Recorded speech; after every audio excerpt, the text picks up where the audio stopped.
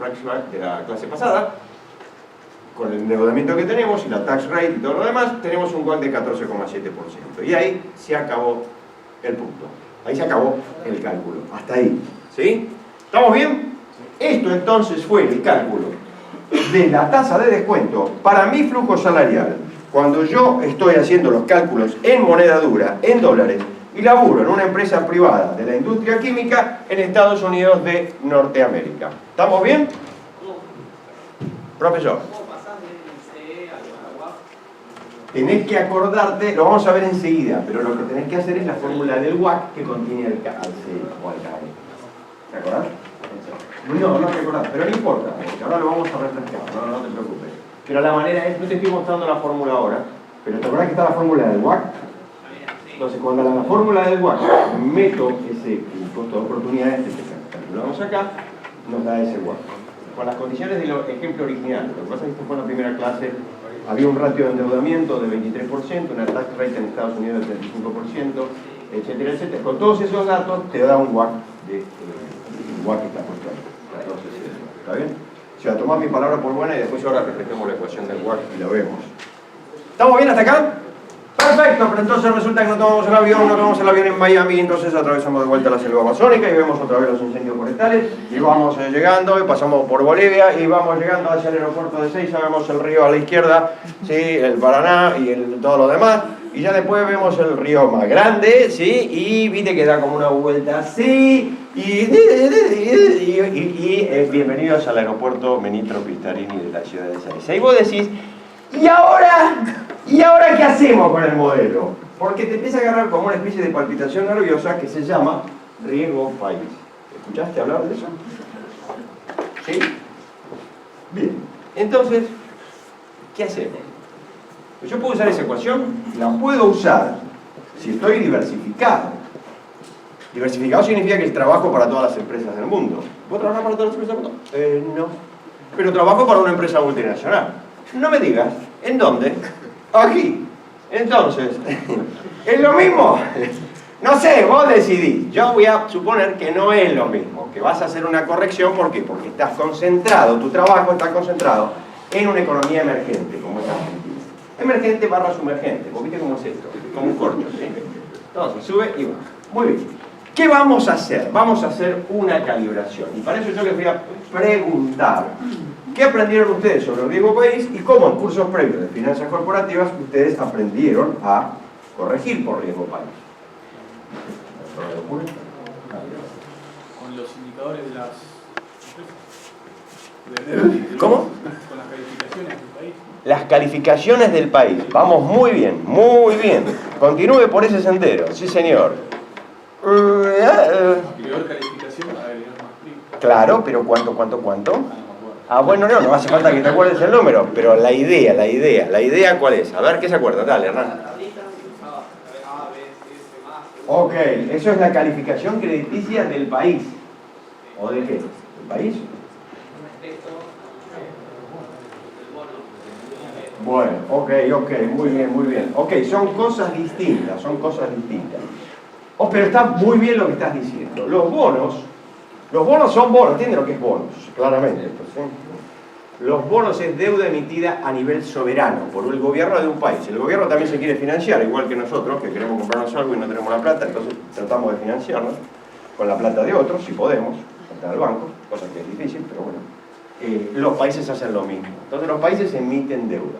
La pregunta es, ¿qué incitaría a un inversor, cualquiera, vos o cualquier inversor internacional, a comprar deuda del país que está emitiendo esa deuda? Y la respuesta es, vos compras un bono cuando te gusta el rendimiento que da el bono. ¿Me seguís? Ok. Entonces, suponete que vos tenés dos alternativas. O compro un bono norteamericano, emitido por la tesorería, por la Fed, ¿sí?, a 30 años, o compro un bono argentino, denominado en la misma moneda, en dólares, pero emitido par le gouvernement argentino. ¿Sí? Entonces, vos decís, el bono americano me da 2.9 de retorno. Hoy, el bono a largo plazo en dólares está dando 2.9. Tenés que comprar el bono, esperar 30 años para recoger el principal. Pero mientras, todos los años tenés un rendimiento de 2.9. O 2.8, no sé cuánto está, más o menos. ¿Sí? ¿Y el bono argentino? Resulta ser que el bono argentino se lanza, el bono argentino y el bono argentino se lanza con 2.9 total, de yield. Ese es el yield, el retorno del bono. Es la tasa de interés que te paga el bono, ni más ni menos. Entonces vos agarrás y decís, ¿sí? Y decís, no, quiero más. ¿Por qué? Porque vos sos el gouvernement, ¿me entendés? Y entonces decís, ¿cuánto más? Algo más. Entonces el gobierno argentino está obligado a ofrecer una tasa de interés mayor, porque si no, no lo compra ni Magoya el bono. ¿Se entiende? ¿Está claro? Entonces, ¿cómo hacemos para medir riesgo país? Una posibilidad, porque hay varias maneras, una posibilidad que es bastante habitual, es decir lo siguiente. Si la tasa, ponele, si el bono americano, el T-bond a 30 años, me da el 2, ponele que me da el 3, para hacer números redondos, me da el 3% de rendimiento, y el bono argentino, no sé cuánto da un bono argentino ahora, porque ¿quién puede saber cuál es el rendimiento del bono? Pero ponele, hoy más o menos esto está en 23%. ¿Sí? Voy a decir, ¿por qué? Bueno, adivina por qué, ¿sí? La diferencia es lo que se llama el spread de los yield, de los bonos. El spread es la diferencia entre los rendimientos de los bonos. Y eso es una medida de cuánto más rendimiento te tiene que dar el bono local para compensar el riesgo que los inversores sienten en comprar el bono local. ¿Y cuál es ese riesgo? El riesgo de que no te garpen. ¿Me seguiste? ¿Sí? ¿Puede pasar? Claro que sí. Ha pasado y va a seguir pasando, para aquellos que tengan dudas y que digan, no, todo va a estar mejor, todo va a estar mejor. Sí, por algún tiempo, ¿sí? Y después tenés que asumir que esto es así. Entonces, te lo digo yo que soy viejo. ¿Ves cómo tengo el pelo? ¿Ves? Esto es por las crisis argentinas. ¿Te das cuenta? Entonces, ¿me siguieron? ¿Estamos bien? Lo que ustedes mencionaban de la calificación crediticia, los bonos también, pero hay organismos calificadores, seguro que ¿quién te lo explicó? Juanjo Cruz, es esto probablemente. ¿Sí? Que vos si sos AAA, todo el mundo te quiere dar plata. Si sos AA es otra cosa, o A menos, después tenés A, después tenés B, después tenés B menos, después vas a tener triple B, y así vas para abajo, ¿no? Cuanto más abajo estás, si estás en un bono C o D, esto es un bono defaulteado. C es un bono de alto riesgo. O alto riesgo quiere decir que está semi-defaulteado. O sea que hay poca probabilidad de que te paguen. Entonces, una empresa que está en esa situación, igual que un gobierno que está en esa situación, tiene que pagar tasas mayores al banco o a los inversores. ¿Por qué? Porque si no la paga, los inversores inmediatamente venden los bonos. ¿Está bien? Entonces, ¿cuál es y para cada una de estas hay una tasa, hay un yield, ¿sí? Y el yield de un AAA es tanto, y el yield va bajando, obviamente. El tamaño va bajando a medida que, va subiendo, discúlpenme, va subiendo a medida que yo tengo menos calificación, más baja, peor calificación crediticia. ¿Estamos bien? Pero es lo mismo, una cosa o la otra es lo mismo. O sea, estas son las calificaciones, y estos son los rendimientos. ¿Estamos bien? ¿Se entiende? Entonces, ¿cuál es el problema? Esto tiene un problema. O sea, sugerencia, yo no uso este modelo. ¿Por qué? Porque no me gusta. Mediten. Sacudan la cabeza un poquito. Muy bien, así la sangre sube. Nuevamente. ¿Quieren que les explique por qué no sirve? O no es que no sirve, ¿sí? Te explico cuáles son los problemas técnicos y conceptuales que tiene la técnica de utilizar spread de bonos soberanos para calcular costo de capital. ¿Está? Entonces te voy a decir por qué no me gusta. La primera cosa es la siguiente. ¿Vieron con Juanjo Cruces lo que es una curva de bonos? Una yield curve, una curva de rendimiento de bonos. Algo debes haber visto. Una curva de rendimiento de bonos es una cosa así. Si vos tomás, en realidad lo que estás haciendo es, a lo largo del tiempo, esto es T, y esto es el yield del bono. Si vos mirás, por ejemplo, si vos comprás bonos a 5 años, comprás sus bonos a 1 año, soberanos en dólares de Estados Unidos, este es el yield. Si compras a 5 años, esto es acá. Si compras a 20 años, 25 años y 30 años. ¿Me seguís? Cada bono a distinta madurez, a distinta maturity, lo que te da es un yield diferente. Lo normal es que las curvas tengan esta pendiente positiva. ¿Por qué? Porque en realidad tenés más riesgo de que el bono a 30 años no te lo paguen que si te lo pagan ahora. ¿Me siguen? O sea, el bono que está por vencer ese tengo menos probabilidad de que no me lo paguen. ¿Me siguen? Por eso, esta es la curva normal. Las curvas pueden ser cualquier cosa, porque se están moviendo todo el tiempo, ¿sí? Pero en promedio, esto así es como se ve una curva. Entonces, si vos tenés los bonos soberanos de Estados Unidos, tenés una curva así. En épocas normales, los bonos soberanos de Argentina también arman una curva así. Una curva que sigue a la otra curva. Más o menos, ¿sí? Puede ir un poco más arriba, puede ir un poco más abajo. Pero lo que vos estás viendo es que la curva está por encima, y esto es lo que se llama el spread promedio. Vieron que todo el mundo, todos los diarios publican todos los días una cosa que se llama el Envy Plus de Argentina. Botcorp no es el Envy Plus. El Envy Plus es el que riesgo país, Envy Plus. Emerging Markets Bond Index.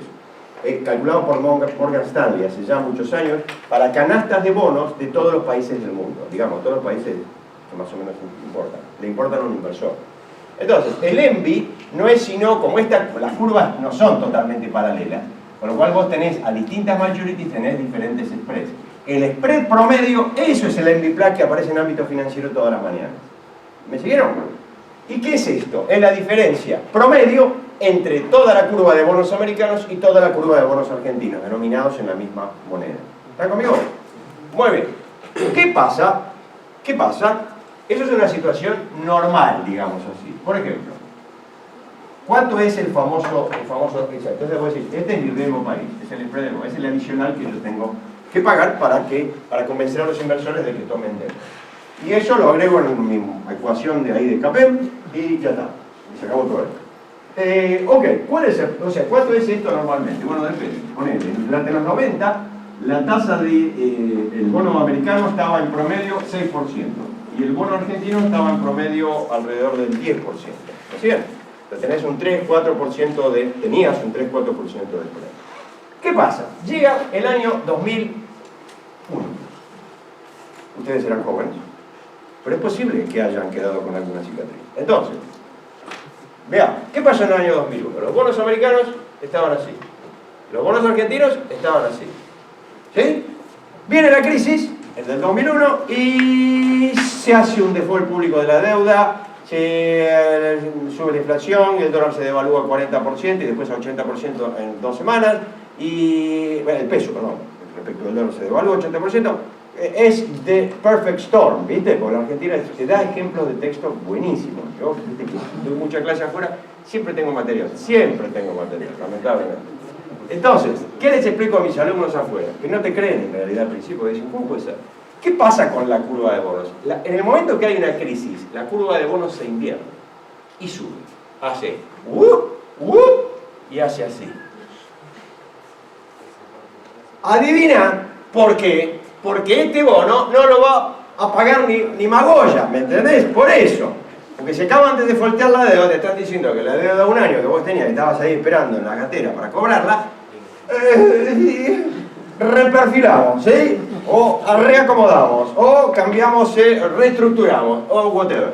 Entonces, vos estás acá, no tenés problema, y de golpe estás acá.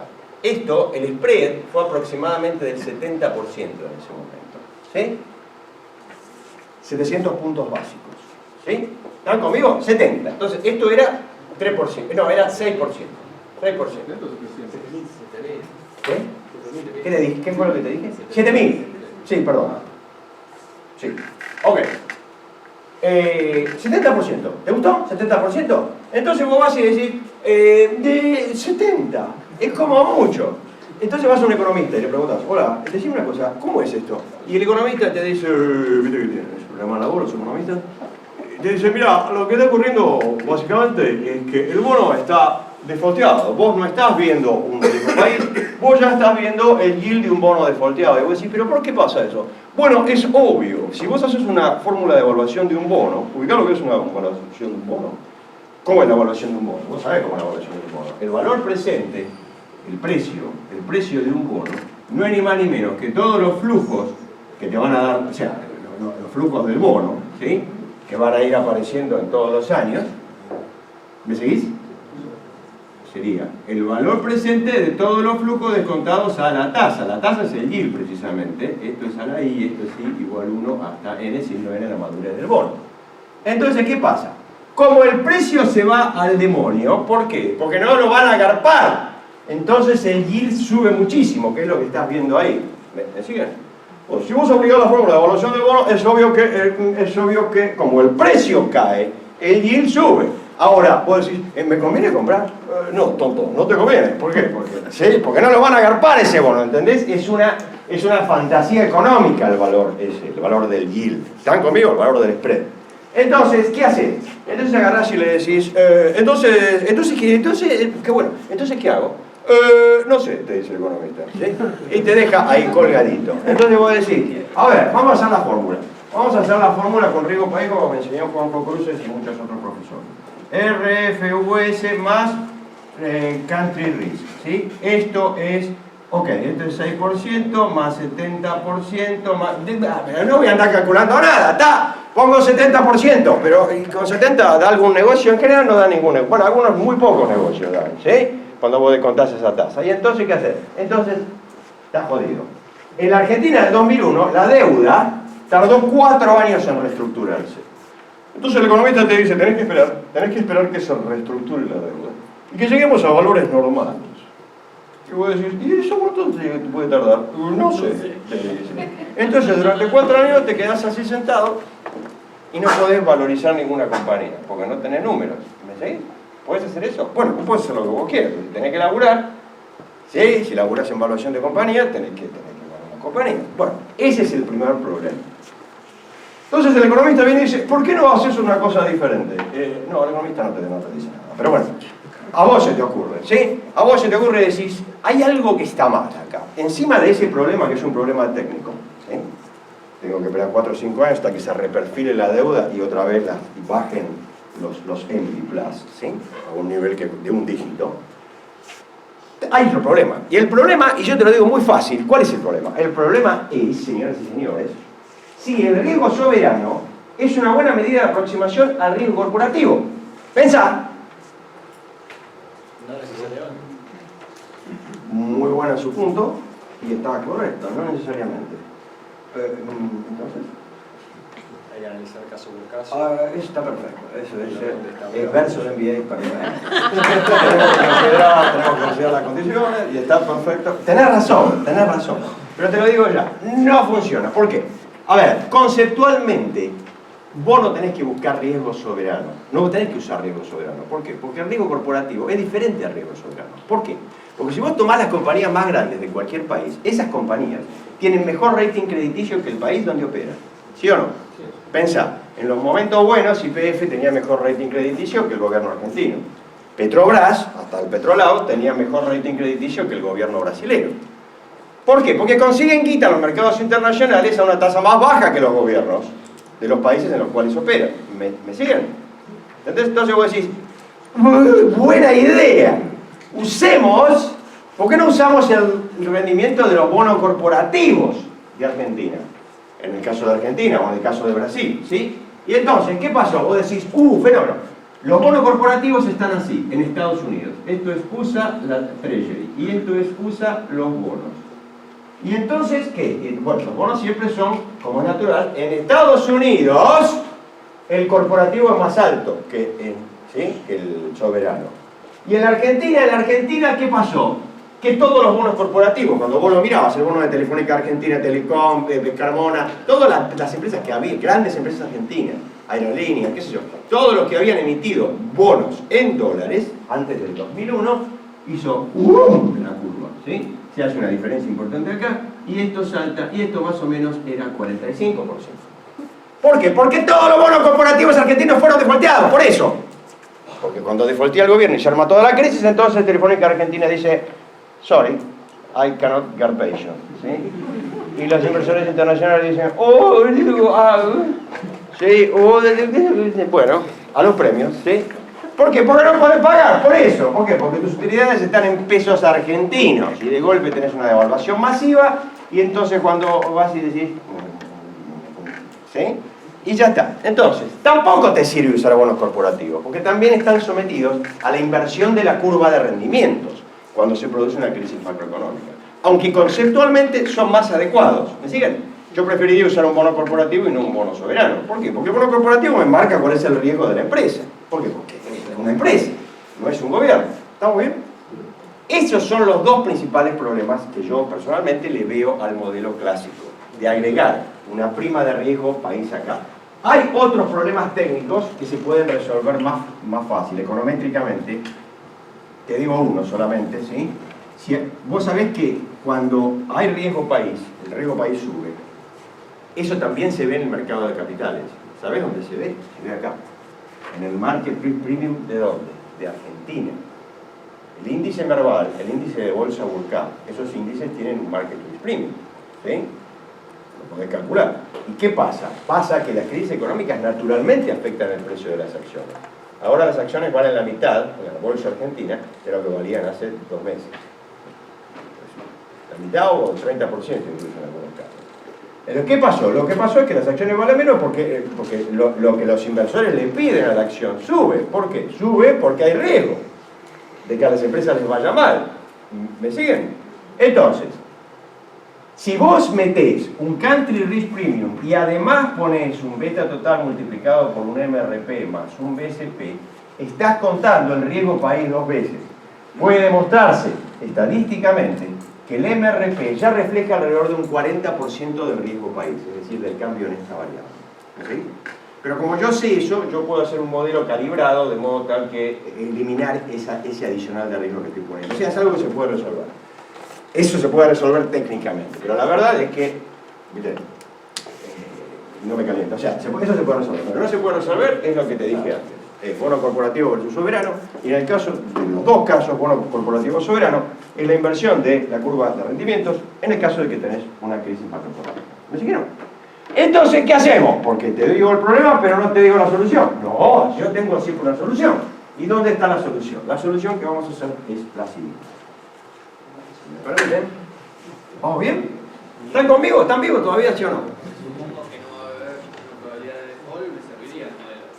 Es solamente ahí, en default o crisis macro. Lo que pasa es que la probabilidad de default está metida justamente en el spread del bono. Ese es el tema. Lo que refleja el yield es la probabilidad de default. ¿Cuánto? No, pero vos tranquilo, mirá. Yo te propongo. Vos después haces lo que querés. El modelo que propongo utilizar, que es el que normalmente utilizo yo, es el siguiente, más el beta total por el MRP norteamericano. Sigo con el MRP norteamericano, pero lo voy a calibrar. Lo voy a calibrar por un factor. Calibrar significa ajustar. Más BSP. Acá vamos a meter un factor. ¿Sabés qué voy a mirar? Fácil. Lo que miro son las bolsas de ambos países. A mí me importan las empresas. No me importan los gobiernos. A mí me importan las empresas. Yo lo que hago es mirar la bolsa americana y miro la bolsa argentina. Y digo, ¿cuál es más volátil? Claro. Sí, siempre. Ok, entonces lo que hago acá es poner la desviación estándar del retorno de, suponete, el índice Burkhardt. ¿Saben lo que es el índice Burkhardt todos, sí o no? Ok, ¿conocen el índice Merval? El Merval lo conocen. Hay dos índices en la bolsa de Buenos Aires, el Burkhardt y el Merval. Ahora si quieren les digo la diferencia. Es un índice de bolsa, ¿sí? Un índice de precios. Es el índice de precios de acciones en la bolsa de Buenos Aires. ¿Estamos bien? Muy bien. Ahora te explico por qué uso Burkhardt. Si tomo la volatilidad del retorno del Burkhardt, que la encontrás en la bolsa de Buenos Aires, te vas ahí, buscar por la volatilidad, o si no en otros lugares también, y lo divido por la volatilidad de mi benchmark, o mi referencia, y mi benchmark es siempre el mercado americano. Entonces tomo la volatilidad del retorno